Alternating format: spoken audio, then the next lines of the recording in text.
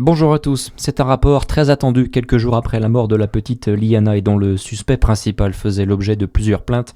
La commission indépendante sur l'inceste et les violences sexuelles rend ce midi une évaluation sur la façon dont le gouvernement a mis en œuvre depuis 2 ans ces dizaines de recommandations concernant les violences sexuelles sur mineurs. Dans le même temps, de nouveaux rassemblements ont lieu ce soir à la fois en hommage à Liana et pour dénoncer justement les manquements judiciaires mis en lumière par cette affaire.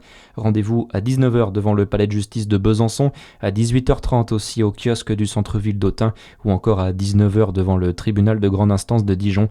Des centaines d'associations appellent à poursuivre la mobilisation chaque lundi soir. Dans le Jura, un homme placé en détention provisoire pour plusieurs infractions de nature sexuelle sur mineurs. Le parquet de Lons-le-Saunier a indiqué en fin de semaine dernière qu'il avait été mis en examen et incarcéré pour avoir fait des propositions sexuelles à des mineurs et avoir détenu des images pédopornographiques. Début juin, des témoins l'avaient également vu photographier des mineurs dans un parc. C'est une bonne nouvelle pour les jeunes qui prennent le bus à Dijon. Dijon Métropole prévoit de réduire le prix des abonnements Divia dès le mois de septembre pour les 18-25 ans. L'abonnement mensuel va passer de 30 à 26 euros par mois. Le prix de l'abonnement 9 mois sera de 208 contre 240 euros actuellement. La baisse est encore plus significative sur l'abonnement annuel avec 260 euros à partir du 1er septembre contre 315 actuellement. Avec cette mesure, la métropole veut renforcer l'attractivité du réseau auprès des jeunes.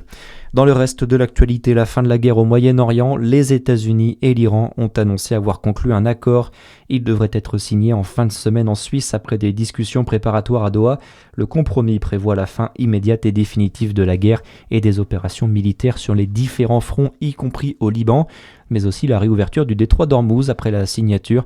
Pour Thierry Coville, spécialiste de l'Iran à l'Institut des relations internationales et stratégiques, personne n'a vraiment gagné cette guerre, même si, selon lui, les États-Unis signent ici un échec. Tout ça pour ça du côté américain. Rappelez-vous, l'Iran et les États-Unis négociaient sur cette question du nucléaire en février et Trump s'est engagé dans cette guerre, d'après ce qu'on a compris maintenant, sous l'influence de Benjamin Netanyahou, avec des objectifs complètement irréalisables comme un changement de régime, la fin du programme nucléaire iranien, la fin du programme balistique, etc. Donald Trump se retrouve maintenant à célébrer un accord qui comprend la réouverture des détroits d'Ormuz qui était ouvert avant cette guerre. Donc ni l'Iran ni les États-Unis ont vraiment gagné parce que du côté iranien, il y a eu beaucoup de destruction des infrastructures, l'économie iranienne va très mal, mais le moins qu'on puisse dire, c'est du côté américain, il y a quand même un relatif échec de sa stratégie et de son entrée en guerre contre l'Iran avec Israël. Et de son côté, Benjamin Netanyahou annonce maintenir ses troupes au Liban, en Syrie et à Gaza.